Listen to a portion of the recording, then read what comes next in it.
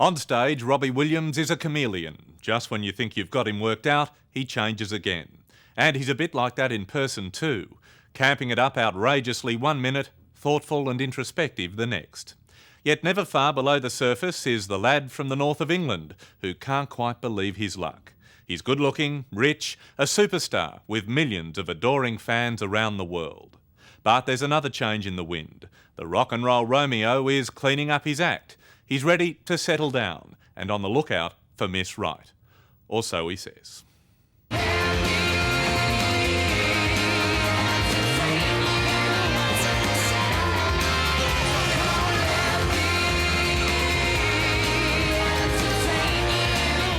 If this was anyone else, it would be way over the top. But this is Robbie Williams, the new millennium's king of pop. And he was born to entertain.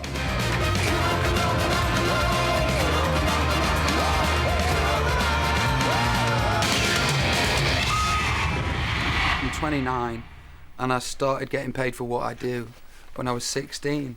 And now more than ever, I am still pinching myself. I didn't used to, but every now and again I wake up and I go, wow, look at this. I'm the luckiest fella on earth right now. He's spirited and spontaneous. Oh, yeah! With a cheeky schoolboy sense of humour.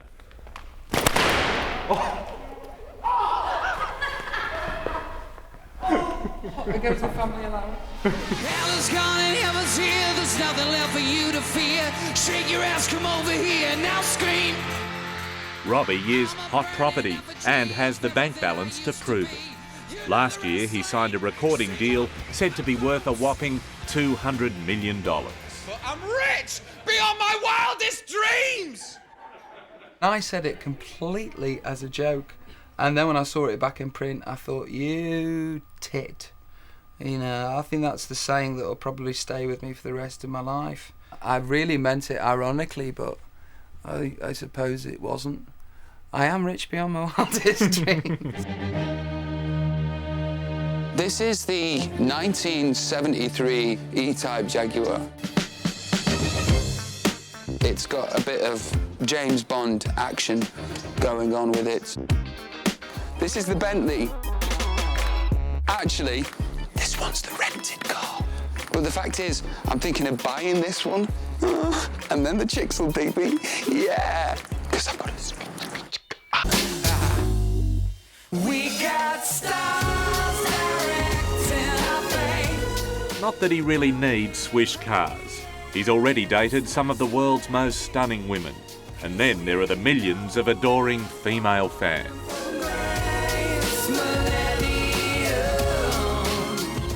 I know I'm not ugly. You know, I know I'm the right side of ugly. And that's about it, really. There are many men out there who are very envious of you because basically you can have any woman you want. Great, innit? I would imagine it would be, Robbie. Thought about that the other day and thought, that's great, that is. That was another one of those pinching myself moments. Are you taking the mickey out of me, or is No, it true? I'm not. I'm absolutely not. I'm not. I think I could have a pop on anything. Or in all seriousness, is it nearly impossible to have a relationship? No, I don't. You know, I think that I'm a great believer in fate, and you know, it's just not been my time to be in a relationship, but it's coming soon. It's in the post. I'm sure it is. I put away my shagging boots, but I know where the closet is. I'm sure I think you know what I'm saying. So These days, Robbie's closet is in LA. Sylvester Stallone just lives down the road from me. Please come through. He's moved there to peddle his songs to woo the Americans. This is where I keep my pants. But who knows what they'll make of this patriotic Brit and that schoolboy sense of humour. As you can see, fashion victim. I love my country a great deal, but it's you know, I fart and it makes the news.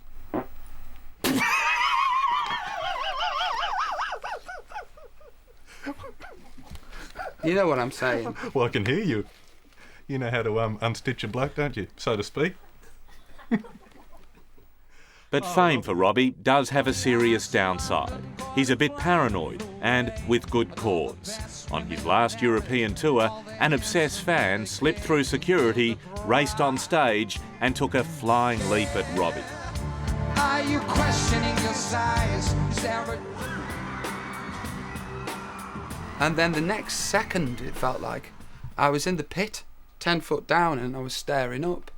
And I hadn't got a clue how I'd got here, and I knew it wasn't right, but I didn't know what was going on.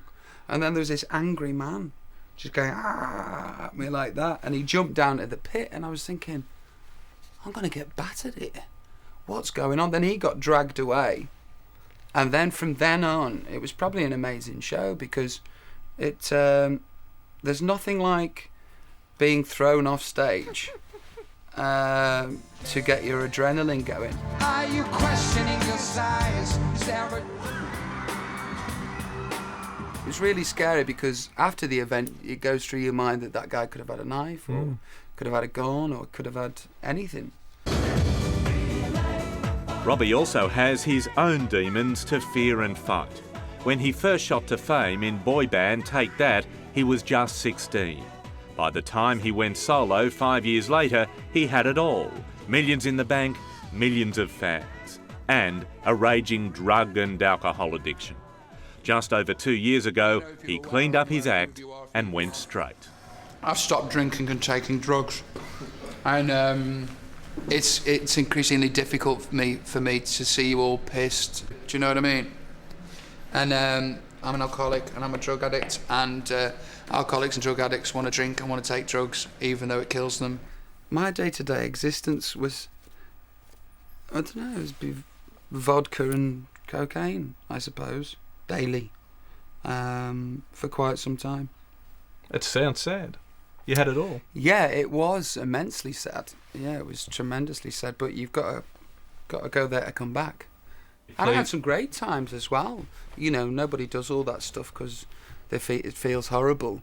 You know, I had some great mama, we're all crazy now kind of times, and I really enjoyed all of them and still, you know, quite miss them.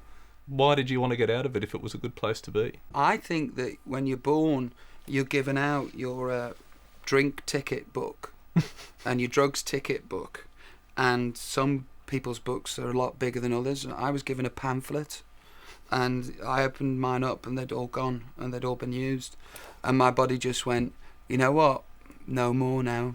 So come on, jump on board, take the ride. You do like the Aussie girls, don't you? Absolutely. Absolutely. Who's your favourite? There's quite a few, but I've got to say that there's been a smorgasbord of just pure loveliness that's come my way in the last couple of years. Kylie Minogue? She's great, isn't she? She's great. I think Danny rocks. Do as you? well. Rachel Hunter? I know, the list is endless. Well, She's down from Down that way. Under, yeah. Down that way. Yeah. The time is right, your perfume fills my head. The stars get red and all the nights so blue. And then, of course, there's Nicole. And then I go and spoil it all by saying something stupid like I love you. Nicole Kidman, why did you choose to duet with her? I think, you know, she is the style icon of our times now. She's a real princess, you know, and she's... Could you marry that sort of princess, that sort of woman? Absolutely. Yeah, absolutely. I don't mean to be cheeky, but was there more to it than just the singing? Was that it's not all singing, as you well know. But no, not really. You know, I'm shy. Well, I was. Right now I'm on really wicked medication, and it stops me from being shy, and I really think I'm great. So I'd have no problems now, but at the time I was just too shy, you know. So I was little me and she was like screen goddess. But now you feel a bit more equal with her. Yeah. But I'm a bit more Bond these days. Me thinks to myself. Well, of course there have been those rumours that you could be a 007 one day. Yeah, I started those rumours. I start all the good ones. I really do. The Great in Bed rumour, I started that. Then there's that other rumour. Could you ever fall in love with a man? With a man? I can love men as my brothers, yeah, but as regard to anything sexual or, you know, heavy petting, it's not something that I want to do. But you have pushed that gay line. Is that just for the shock value? In an awful lot of people's minds, I'm gay, you know, no matter what I say. And the thing is, if you deny it, he's denied it, he's definitely gay. So all I can say is that I really want to marry a woman and fall in love, please. I get the picture, Robbie. Tell someone to love me. I need to rest in arms. Keep me safe from harm and pouring rain. My ambition and my dream now is the white picket fence and the kids running around, you know, and the wife. That's what I want next. If I came back in 10 years' time... I don't fancy you. I'm not putting it on you. All right, okay. If I came back in 10 years' time, would you have the white picket fence? And I'd probably have had the white picket fence and the divorce. Don't say that. Regrets, I've had a few, but then again, too few to mention. What is next, do you think? Don't know. I don't really know. But I'm excited about whatever it will be. Because it'll be a bit out of the ordinary. Oh, surprise me. Hopefully, anyway. I don't want to do another Robbie Williams album for a long time. I'm going to break me up, man. I'm going to break me up. I've already been together longer than the Beatles.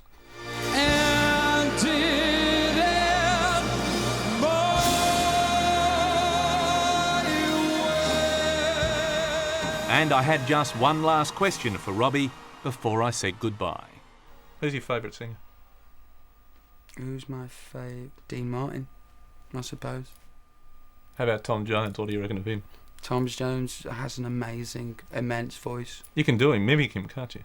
I'm not going to. I wasn't going to ask you. No, do you think I was coming from you from that point of view? You know, I'm sure. Normally, I'd have got up and gone, "You got to learn how to pony like a Mona Barone." But I'm not doing that. I thought so. Robbie Williams, thanks, mate. Thanks, man.